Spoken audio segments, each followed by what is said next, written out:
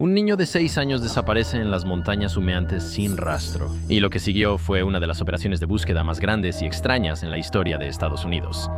Pero eso es solo el inicio. Una criatura que drena sangre y aterroriza a un pueblo de Carolina del Norte, y finalmente la bruja Belle, la historia de fantasmas más famosa de Estados Unidos que podría ser real. Este episodio va a estar muy divertido. Mezclamos leyenda, ciencia y misterio real. Créeme, nunca volverás a averiguar los bosques apalaches. Incluso propuse mi propia teoría sobre lo que creo que podría estar ocurriendo en esta parte del planeta Tierra para causar eventos tan extraños e inexplicables. Sin más preámbulos, siéntate, relájate y bienvenido al campamento.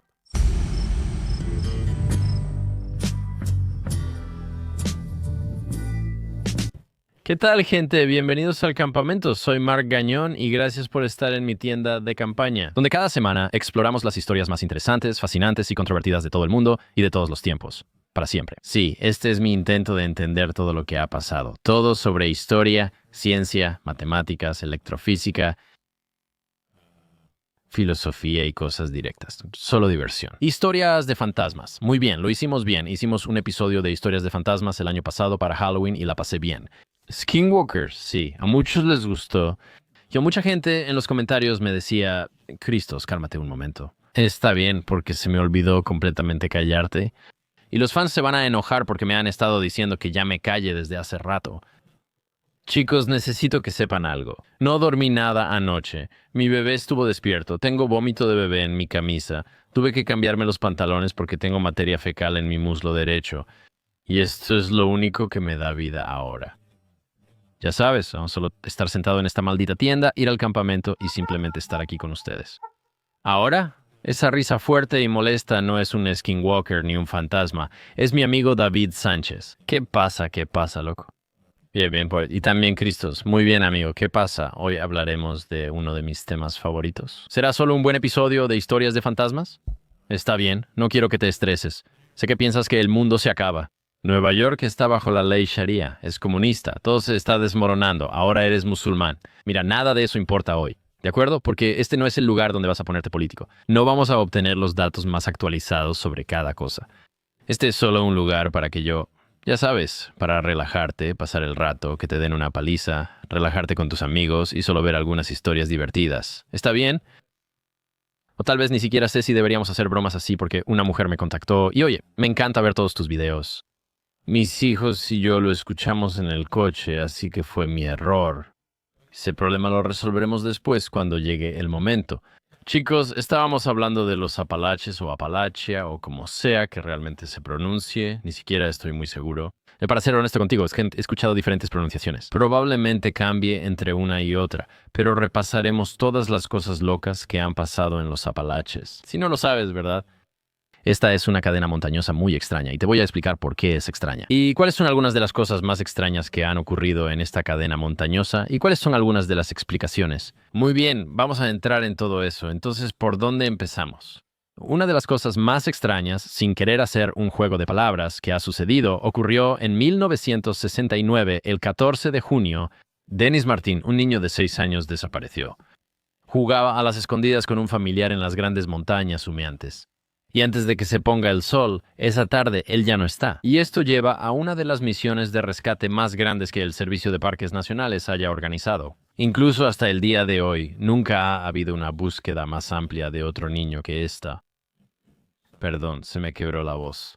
¿Qué le pasó a Dennis Martin? Todo esto es muy extraño. El fin de semana, la familia Martin, de 3 generaciones, subió a Spence Field, una gran área de pasto de unas 150 o 200 acres para celebrar el Día del Padre. Es donde Tennessee y Carolina del Norte se unen. Así que Denise sube ahí con su papá, Guillermo, su hermano mayor, Douglas, que tenía como 9 años en ese momento, y su abuelo, Clyde. El día anterior caminaron 10 millas desde Cades Cove, acamparon en Russell Field y luego terminaron su viaje en Spence Field. Cuando llegó la mañana, una vez que realmente llegaron al claro cubierto de pasto, descubrieron que ya había otro grupo ahí. El Dr. Carter Martin y su familia, que ahora venían de Alabama. Los Martin no eran familia de los Martin de Tennessee. Solo compartían apellido por coincidencia. Así que, como a las 4 en punto, los niños están, ya sabes, básicamente tratando de encontrar algo que hacer. Y se les ocurre la idea de, básicamente, ya sabes, moverse sigilosamente y tratar de asustar a los adultos. La estrategia es simple. Douglas y los niños irán por un lado, Denise por el opuesto, y luego aparecerá para asustarlos, ¿ok? Pero hay un problema. Denise lleva una camisa roja que revelará su ubicación. Así que por esto, los niños más grandes le indican que tome una ruta diferente por su cuenta, dando la vuelta por el borde lejano del claro, donde las plantas densas como que ocultarían su camisa. Así que William Martin mantuvo los ojos en su hijo mientras el niño se dirigía hacia allá. Ya sabes, como donde el bosque se abre un poco. Y su camisa roja hace que sea bastante fácil ver todos sus movimientos. Y en caso de que no estés familiarizado con las plantas de esta región, hay un par. Hay laureles de montaña y plantas de rododendro. Son enormes, frondosos y densos arbustos de vegetación. Son bonitos de ver, pero difíciles de atravesar. Así que, aproximadamente 5 minutos después, Douglas y los otros niños cumplen con sus papeles. Ellos, ya sabes, salen de repente, sorprenden a los adultos, todos se asustan, todos se ríen. Y eso, como sabes, es una broma exitosa. Ahora, aquí es donde las cosas salen mal. Porque Dennis no regresó. William miraba el sitio donde vio por última vez la camisa roja de su hijo y gritó su nombre. Y nadie respondió, gritó aún más fuerte y aún así no hubo respuesta. Y ahora empiezan a preocuparse y él sigue gritando y todavía hay silencio. El problema era que Dennis es un niño obediente y siempre responde a sus papás. Él no era el tipo de niño que simplemente se alejaría y se quedaría escondido para tratar de asustar a sus papás, ya sabes, haciéndolos pensar que se había ido.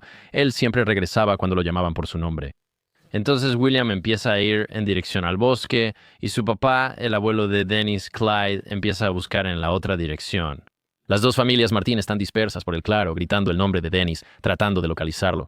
Y para las 6 de la tarde, cuando el sol empieza a desaparecer y el aire se vuelve frío, todos se dan cuenta de que algo anda muy mal. Aquí es donde la historia toma un giro extraño. Estoy seguro de que muchos de ustedes ya han oído hablar del caso del niño desaparecido de los Apalaches, ¿verdad? Este es uno de los casos de desaparición más conocidos registrados, ¿verdad? Un niño pequeño convive con amigos y familia y, de repente, desaparece. A unas 7 millas al suroeste de Spencefield está la zona llamada Sea Branch. Y hay un hombre llamado Harold Key, que simplemente está disfrutando de una comida al aire libre con sus familiares. En algún momento durante el periodo desde las 6 hasta más o menos las 7, ¿sabes? 2 horas después de que Denise realmente desapareció, escuchó un ruido que lo perturbaría por el resto de su vida. Fue un grito lo que escuchó que luego describió como enfermizo y muy incorrecto, según sus propias palabras. No era el sonido de una criatura, ni de un lince, ni nada similar, ni algo que él hubiera escuchado en sus años en estas montañas. No era alguien pidiendo ayuda, era algo diferente. El grito hizo que Harold y su familia levantaran la cabeza y miraran al bosque mientras comían. De hecho, apenas comenzó, y minutos después de oír el grito, vieron a alguien salir de los árboles y moverse rápido entre plantas y arbustos. Pero no era un excursionista normal. Sus movimientos mostraban que estaba en peligro o persiguiendo algo. Y su aspecto inquietó a la familia Key. Su apariencia era desaliñada y salvaje. Su cabello le caía más allá de los hombros. Su ropa estaba rota y sucia. Parecía alguien que había sobrevivido meses en la naturaleza y colgaba del hombro de un desconocido. Harold y su familia dijeron que podían ver lo que parecían ser telas o prendas. En ese instante, ya sabes, este tipo de hombre tan extraño notó que la familia Key lo estaba observando. Mientras lo observan, cambia de dirección, corre al bosque y desaparece de la vista. Ahora, Harold Kay se aseguró de recordar la hora exacta, en algún momento entre las 6 y las 7 en la tarde del 14 de junio. Ahora, ten en cuenta que esto sucede en 1969, y cuando vemos la secuencia de eventos, Dennis Martin desapareció a las 4:30 en Spencefield. Luego, 2 horas después de ese evento, a 7 millas de distancia, Harold Key escucha este grito aterrador y luego observa a un hombre de aspecto salvaje cargando lo que parecía ser algún tipo de tela. ¿Puede un niño de 6 años recorrer solo 7 millas por terreno salvaje? Probablemente no, sin embargo, es posible que alguien o algo lo haya transportado esa distancia. Esto es lo que propondrán los teóricos, aunque sigue siendo incierto. Cuando llegó la noche, el abuelo de Denise, Clyde, caminó 9 millas cuesta abajo para avisar a las autoridades que el niño había desaparecido. Una gran tormenta empezaba a acercarse y mientras bajaba, él, ya sabes, tienes que recordar, esto es en una época anterior. Sin teléfonos móviles ni internet, la gente debía viajar para avisar a las personas y organizaciones indicadas sobre una emergencia. Imagínate, encontrar personas desaparecidas hoy ya es difícil, pero en los 60, 70, 80 era peor. Antes de internet, antes de los sistemas de cámaras o de rastrear teléfonos, cualquier cosa así. Eso lo hacía increíblemente difícil. Así que cuando Clyde finalmente llega a la oficina de los guardabosques, la lluvia intensa ya había comenzado. Cayeron 2,5 pulgadas en 3 horas, lo cual básicamente borraría cualquier rastro o señal que Denise pudiera haber dejado atrás. Después de este evento hubo un rescate sin precedentes. 1,400 personas ayudaron en la búsqueda de Denise en 56 millas cuadradas de las montañas humeantes. Esto siguió más de 2 semanas. Investigadores del FBI empezaron a reunir archivos y armar el caso. Soldados de fuerzas especiales recién llegados de Vietnam ayudaron en la búsqueda. La misión de rescate creció tanto que terminó dañando posibles pistas debido al tráfico de personas en la zona. Una cantidad abrumadora de personas intentaba encontrar a Denise. 3 días tras la desaparición de Denise, el equipo de búsqueda halló algo significativo. Encontraron pequeñas huellas en suelo húmedo cerca de Eagle Creek, a varios kilómetros de Spence Fields. Ahora las huellas revelaron un detalle que es aún más extraño. Una huella era de un pie descalzo y la otra de un zapato Boys Oxford talla 2,5. El tipo y la talla exactos que Denise habría estado usando. El rastro de huellas iba hacia un cuerpo de agua y se detenía abruptamente. Ahora, las autoridades del parque, rechazaron rápidamente esta pista por razones poco claras. Su explicación fue que, las huellas tenían que pertenecer a un Boy Scout que formaba parte del equipo de búsqueda. Aparecieron muy lejos de donde Dennis fue visto por última vez. Y, parecía haber sido hecha por alguien mayor de 6 años, lo cual realmente no tenía mucho sentido. Y viéndolo ahora, parece ridículo que esto alguna vez se descartara, pero eso fue lo que se hizo en ese momento. Ahora, un guardabosques extranjero, llamado Dwight MacArthur, examinó esas mismas huellas durante muchos años después, y su conclusión fue que las huellas no coincidían con ningún patrón de movimiento grupal. Se alejaron del área donde los buscadores buscaban y mostraron un movimiento intencional hacia un destino claro. A diferencia, del caminar sin rumbo de un niño confundido, ellos fueron en una sola dirección. Ninguno de los jóvenes que ayudaban en la búsqueda había caminado sin zapato. Esto genera una gran inconsistencia en el razonamiento. La búsqueda autorizada continuó 2 semanas más y concluyó sin éxito. Denise Martin nunca fue localizado, no se encontró ni una sola prenda de su ropa y su cuerpo nunca fue recuperado. Lesé desapareció de la faz de la Tierra a las 4:30 del 14 de junio de 1969. El caso ha recibido mucha atención y han ocurrido desapariciones similares más allá de este solo incidente. Ahora, ¿por qué vale la pena mencionar este caso? Bueno, creo que este caso de alguna manera genera interés. Lo que sabes casi se ve a través de, círculos de internet y como círculos de historias populares. Como este fenómeno de los Apalaches, así que esta región, los Apalaches, esta cadena montañosa, produce más sucesos misteriosos por milla cuadrada que cualquier otra región en Norteamérica. O sea, habla con cualquier persona que haya vivido en la zona. Y si buscas en internet términos como historias de los Apalaches, vas a encontrar de todo, desde skinwalkers hasta wendigos, Slenderman, asesinos seriales, de todo. Conozco personas que han recorrido este sendero y contado sus propias historias extrañas.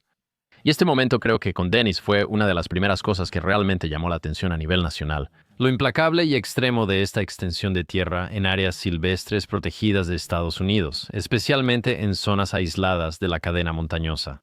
Jóvenes y adultos desaparecen en lugares donde parece imposible que alguien se esfume. Quiero decir, los perros rastreadores pierden, el rastro del olor en lugares extraños, en puntos muy raros, Excursionistas experimentados hallados muertos en sitios donde no debían poder llegar. Y hay tantas características únicas sobre esta zona geográfica y por eso es un tema tan destacado para discutir. Ahora, probablemente te han dicho que, el área es, inquietante y aterradora y que deberías evitar entrar al bosque después del anochecer y todo ese tipo de cosas.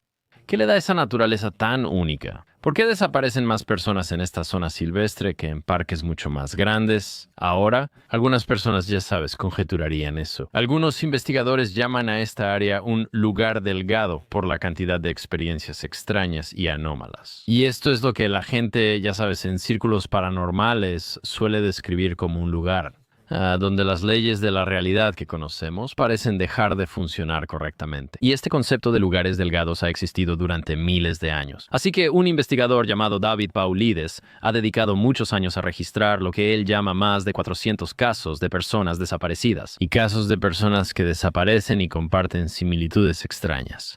Ahora, la cordillera de los Apalaches, o Apalachia, como quieras llamarla, está bien. Existe desde hace 480 millones de años, mucho antes de tener ese nombre. Y los científicos que estudian las rocas y las formaciones terrestres han identificado 4 periodos principales en los que se formaron estas montañas, y a estos diferentes eventos les llaman orogenias: la Grenville, la Tacónica, la Acadia y la Allegheniana. O sea, estos son nombres bastante difíciles de pronunciar, la verdad. Creo que lo hice bastante bien, así que un reconocimiento para mí.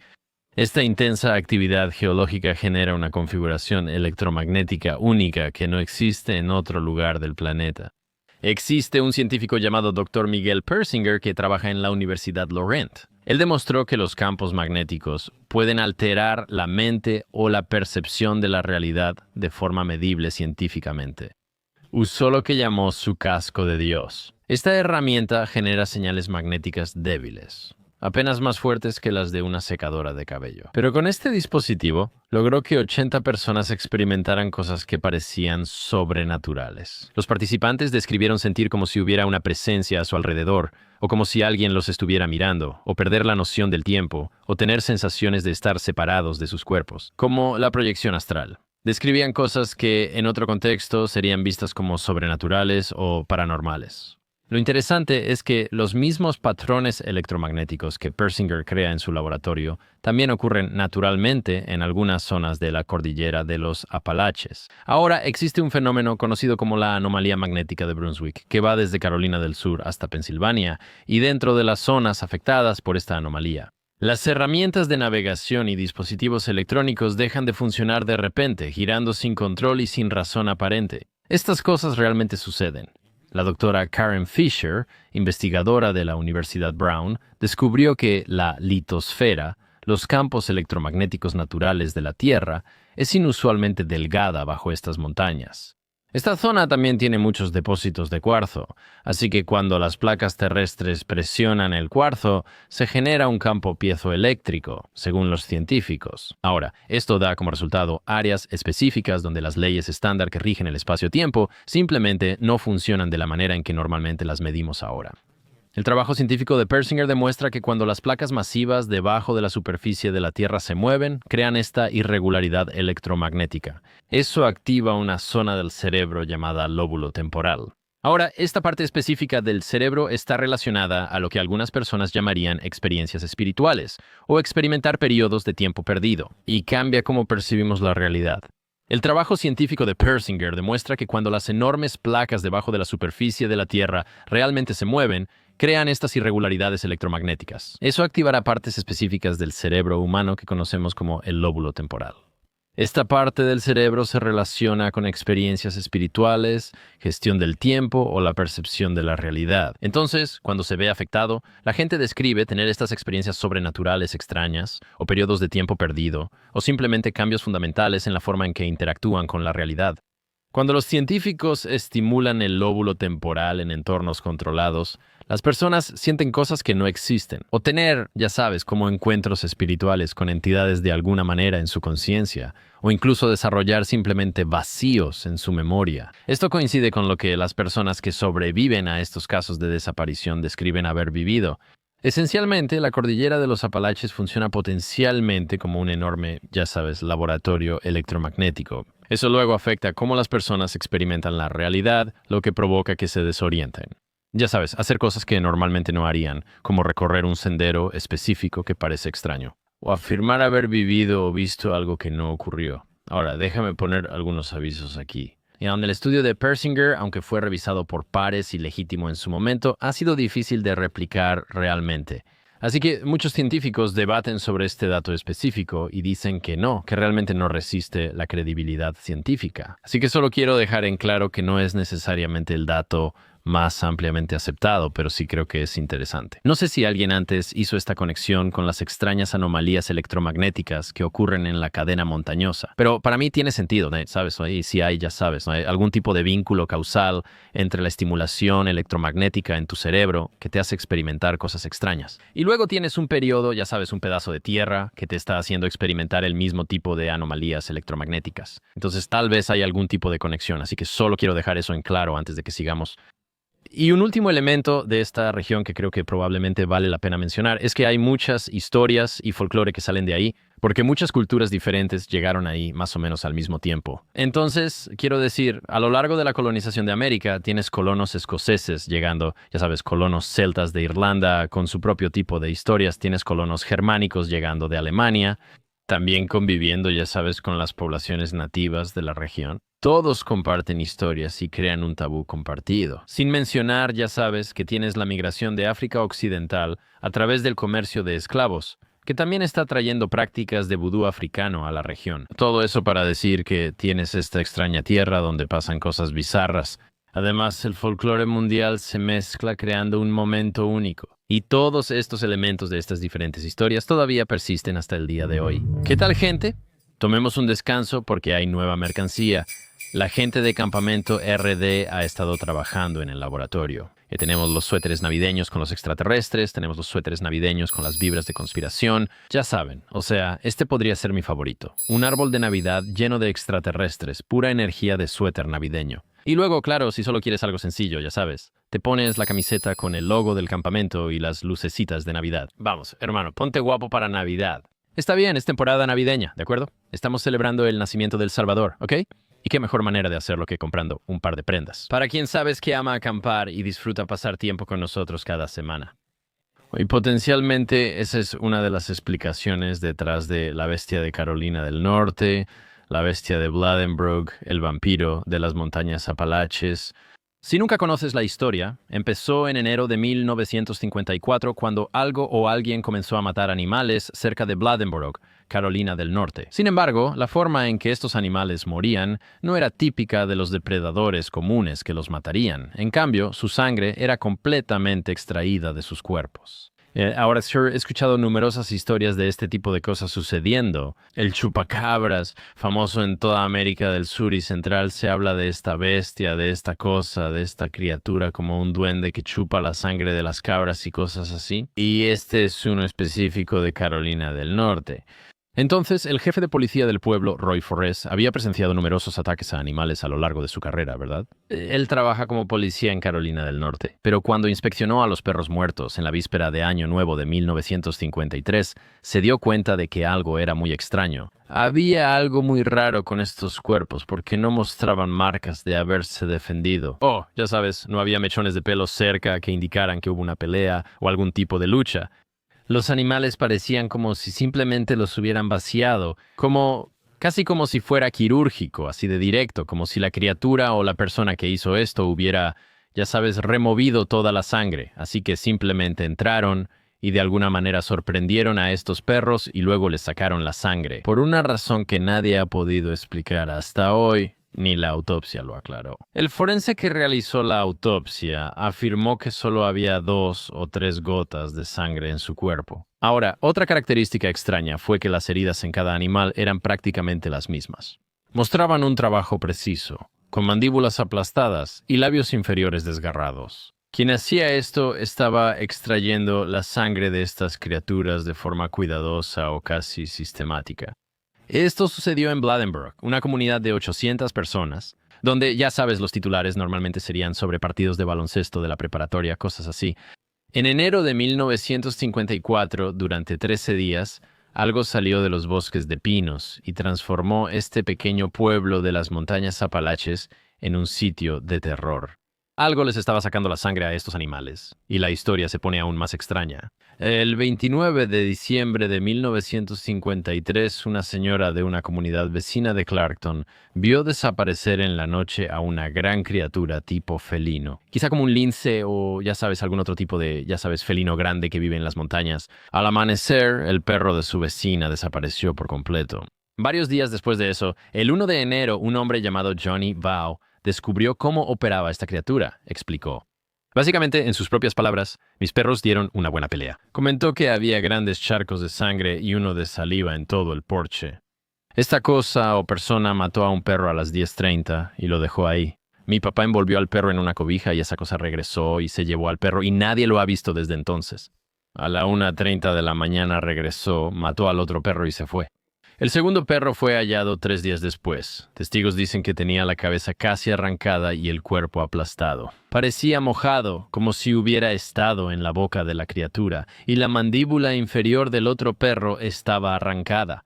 2 días después del incidente, el 3 de enero, el jefe de policía, Forrest, sacó a los sabuesos especialmente entrenados para perseguir al asesino. En caso de que no estés familiarizado con este tipo de animales, básicamente están entrenados y criados para perseguir cualquier cosa, ya sabes, históricamente mapaches, pero básicamente pueden atrapar a cualquier criatura de 4 patas. Sin embargo, los perros detectaron el olor de esa cosa y retrocedieron asustados, negándose a rastrearla. Fue extraño para un jefe de policía que entrenó a estos perros desde cachorros para esta tarea. Nunca jamás habían rechazado un olor. Ahora, empezaron a hacer estos sonidos de quejido mientras se alejaban de cualquier evidencia que la criatura había dejado ahora. El examen médico se realizó el mismo día y verificó lo que Forrest temía. Los animales no se comieron como alimento, sino por su sangre. Básicamente toda su sangre fue extraída de sus cuerpos. Ahora, el 5 de enero, la mascota de alguien, un conejo, fue encontrado con la cabeza cortada limpiamente y su cuerpo aún conservaba calor. Ese día, un caballero llamado Tater Shaw, en serio, el nombre más genial, Tater Shaw, vio algo que lo perturbaría por el resto de su vida. Encontró una cabra con el cráneo totalmente aplastado. Él describió la cabeza como plana, como una fritura. Sus palabras exactas: Shaw mostró 4 dedos para indicar el tamaño de las huellas. Sin embargo, los eventos continuaron el 6 de enero. La señora Kinlaw salió a su porche delantero alrededor de las 7:30 de la tarde para colgar ropa mojada y, a solo 6 metros de ella, en la oscuridad que se acercaba, estaba esta cosa. Esta madre de 21 años levantó la vista para observar a este gran animal felino acercándose a ella con un propósito. Los ojos de la criatura captaron y reflejaron la luz de su porche, mientras evaluaba a esta posible nueva víctima, y esta es la primera vez que se ha reportado que estuviera tan cerca de un ser humano. Entonces, la señora Kinlaw soltó un grito y corrió de regreso a la casa, y su esposo Carlos tomó su escopeta y salió afuera. Pero solo encontró huellas de patas. Estas marcas, del tamaño de 4 dedos, estaban por todo el patio. Por lo tanto, esta criatura que había estado matando cuidadosamente, con precisión exacta, ya sabes, a numerosos perros y otros animales, ahora había demostrado curiosidad por los humanos. Ahora, después de este incidente, el miedo estaba extendiendo por todo el pueblo. Los residentes comenzaron a encerrarse en sus casas una vez que se ponía el sol. Los residentes que nunca antes habían tenido armas empezaron a comprar armas. Y ya sabes, escopetas, pistolas, cualquier cosa que pudieran conseguir. Las familias que tenían baños o regaderas exteriores empezaron a mantener todo dentro de la casa. Luego estaba un ruido que hacía la criatura. Y esto resultó ser uno de los aspectos más inquietantes de toda esta historia. Quienes lo oyeron lo describieron como algo de otro mundo. Decían que sonaba como un bebé gritando o una mujer apuñalada. Son citas reales de quienes lo oyeron. Había un cazador experimentado llamado S. W. Garrett que escuchó este ruido mientras rastreaba y dijo eso. Le recordó casi al grito de una pantera, lo cual, ya sabes, era extraño para él. Y confesó que en realidad nunca había encontrado algo así. El sonido viajaba a través de los bosques de pinos y simplemente haría que cualquiera que lo escuchara se aterrorizara. Ahora, además de todo esto, las personas que vieron a la criatura describieron algo que es imposible de categorizar.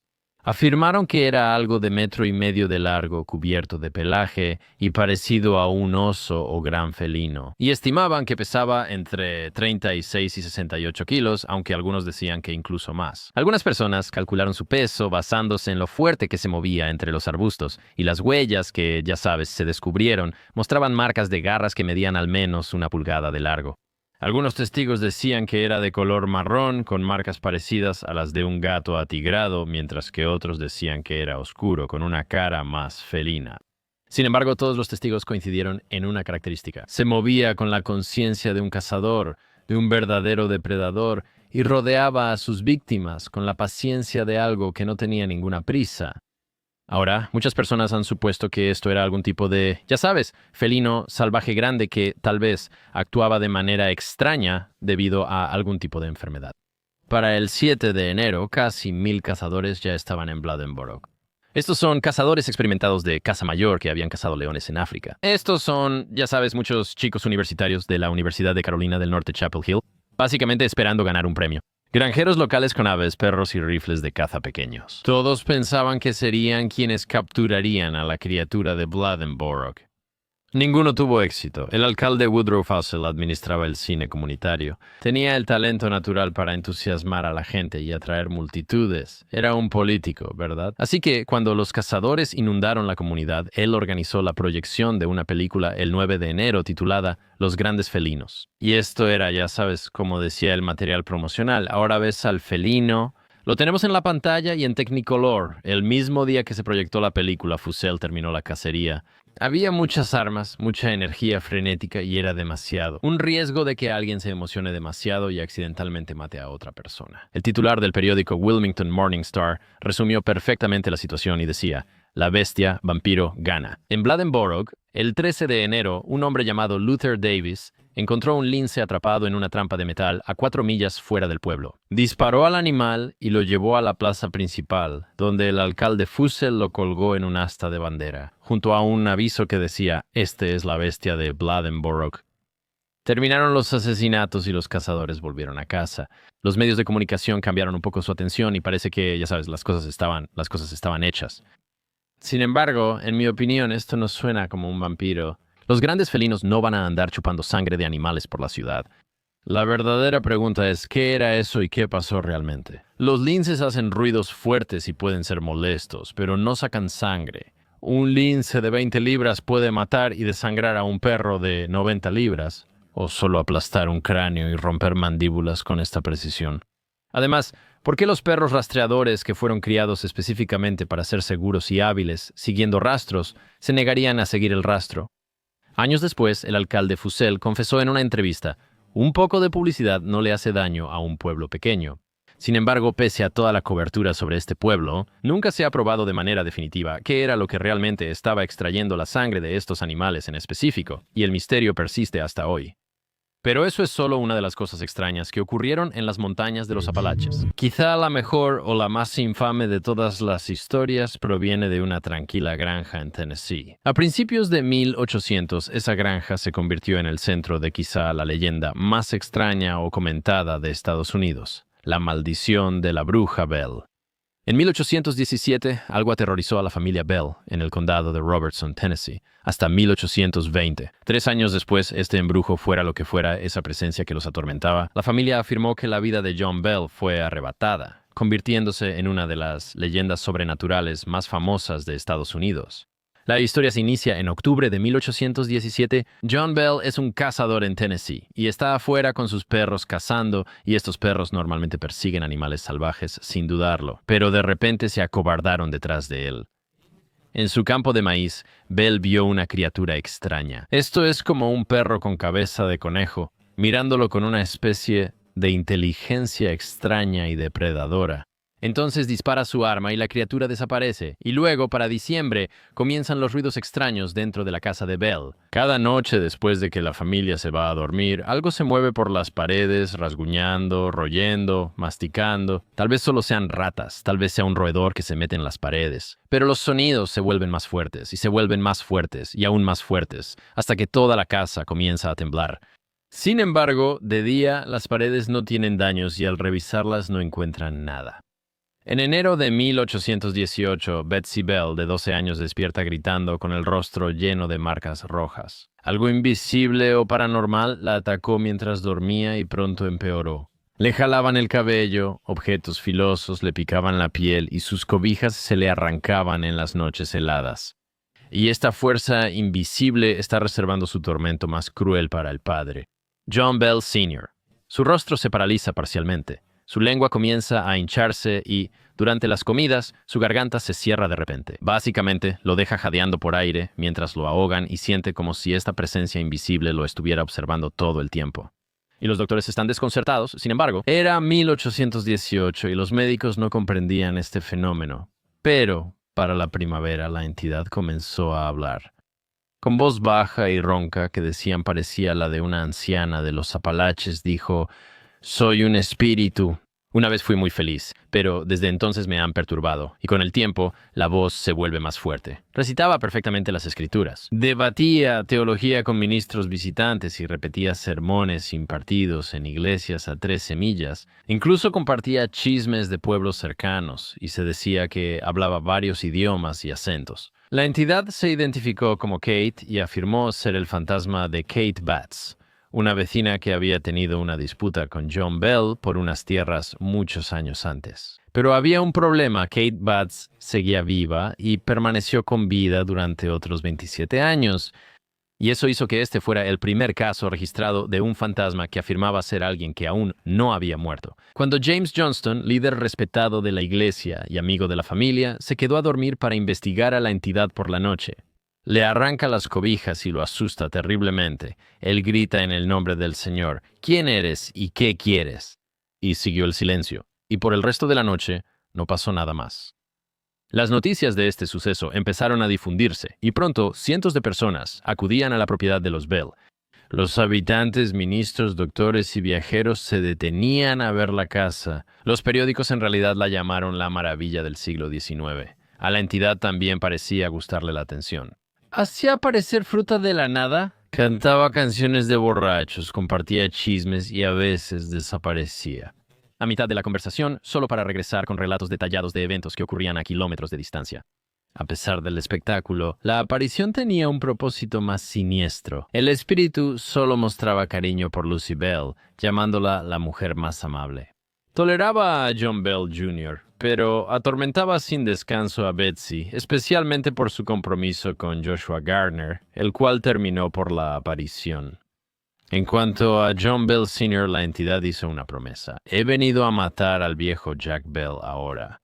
En los meses siguientes, la salud de John Bell empeoró y su parálisis facial se agravó. Su habla comenzó a volverse arrastrada y tenía convulsiones violentas que lo mantenían postrado en cama. El 20 de diciembre de 1820, John Bell Jr. encontró a su padre inconsciente junto a una pequeña botella con un líquido oscuro, y nadie en la familia lo reconocía. Para probarlo, le dieron una gota al gato de la familia, que convulsionó y murió de inmediato. El líquido claramente era un veneno. La casa se llenó de risa burlona y la voz dijo: anoche le di a viejo Jack una gran dosis de eso mientras dormía. John Bell murió ese día durante su funeral.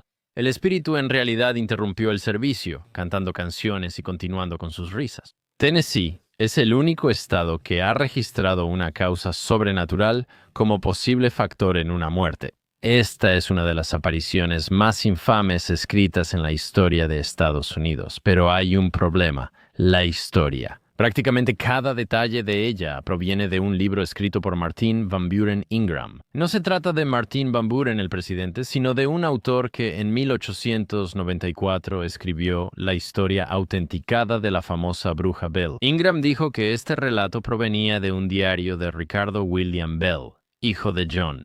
Ricardo solo tenía 6 años cuando empezó la aparición. Nadie ha visto ese supuesto diario, así que los investigadores modernos creen que probablemente nunca existió, y la credibilidad de Ingram es, en el mejor de los casos, dudosa. Mencionó un artículo de 1849 del Saturday Evening Post sobre la bruja Bell que ningún historiador ha hallado.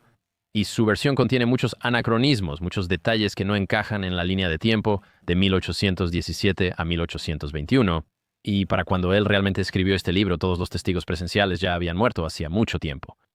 Existen fragmentos previos de la historia, en cierta medida. En 1820, el oficial John R. Bell relató que oyó de una niña con una voz misteriosa que atrajo a miles de espectadores. Periódicos de 1856 ya mencionaban la leyenda de la bruja Bell, lo que demuestra que existía antes de las exageraciones de Ingram. Quizá haya algo de verdad en esto. Quizás este sea un caso de, angustia psicológica que, pudo haber afectado, a este hombre. Tal vez la familia inventó la historia para comprender lo que le pasaba a su padre. Otra teoría se enfoca en Ricardo Powell, antiguo maestro y esposo de Betsy en 1824. Powell tenía 11 años más y mostró interés romántico en ella durante los sucesos paranormales. También se decía que era hábil en ventriloquia, ciencias místicas e hipnosis. Ahora, algunas personas han teorizado que era posible, ya sabes, que potencialmente este hombre orquestara partes de los sucesos paranormales para manipular a Betsy y eliminar a su prometido, para romper efectivamente su matrimonio y además para matar a su padre, quien desde el principio estaba en contra de que ellos estuvieran juntos. Ahora, si esto es una farsa, histeria o algo inexplicable, esta historia sigue siendo una de las piezas más duraderas del folclore apalache de Estados Unidos. Personalmente me gustaría imaginar que algo loco pasó, haría la historia mejor. Creo que este tipo solo quiso ligar a Betsy y por eso aprendió ventriloquía para matar a su papá. Eso me parece más interesante. Damas y caballeros, esa es la conclusión de la historia de fantasmas de hoy de las montañas Apalaches. Seré honesto, creo que esas historias son divertidas, no me van a quitar el sueño. Así que lo que hemos discutido aquí hoy solo cubre una pequeña fracción del increíble folclore de los Apalaches que existe. Y elegí estas historias en particular porque ya sabes, creo que son algunas de las más divertidas para compartir. Y tengo curiosidad de saber qué piensas. ¿Te ha pasado esto alguna vez? ¿Alguna vez has pasado tiempo en los Apalaches? ¿Has experimentado algo extraño, algo que realmente no puedes, algo que no puedes explicar? ¿Qué opinas de la teoría magnética? ¿Crees posible que solo sea una frecuencia extraña? ¿Algún tipo de fenómeno geológico que ocurre en este lugar de la Tierra? ¿Qué hace que las personas experimenten sucesos extraños y algo inexplicables? Me encantaría saber qué piensas. Gracias por acompañarnos en otro episodio de Campamento. Consulta Campamento de Historia y Campamento de Religión para profundizar en esos temas. Vengan a verme en la gira Mark Cañón en vivo. Gracias y hasta la próxima.